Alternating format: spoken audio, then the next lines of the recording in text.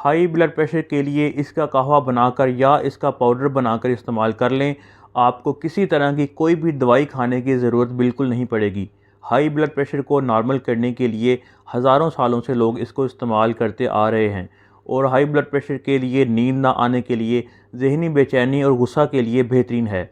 यह है रावलफिया, जिसे बाज़ लोग पुराने ज़माने में सांप के काटने के इलाज के तौर पर भी इस्तेमाल किया करते थे। लोग इसकी जड़ को खुश्क करके पाउडर बनाते थे या जड़ को पानी में उबाल कर इसका कहवा बनाया जाता था। लोग इसको इस्तेमाल करके ज़हनी सुकून हासिल करते थे और नींद बेहतर करने के लिए इसको इस्तेमाल किया जाता था।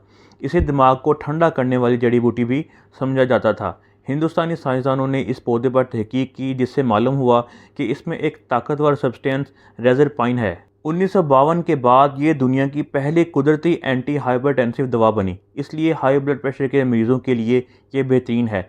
आप इसका पाउडर बनाकर भी इस्तेमाल कर सकते हैं या इसकी जड़ों का कहवा बनाकर भी इस्तेमाल कर सकते हैं। चंद दिन के रेगुलर इस्तेमाल से आपका हाई ब्लड प्रेशर कम होना शुरू हो जाएगा और आपको किसी तरह की कोई भी एलोपैथिक दवा नहीं खानी पड़ेगी।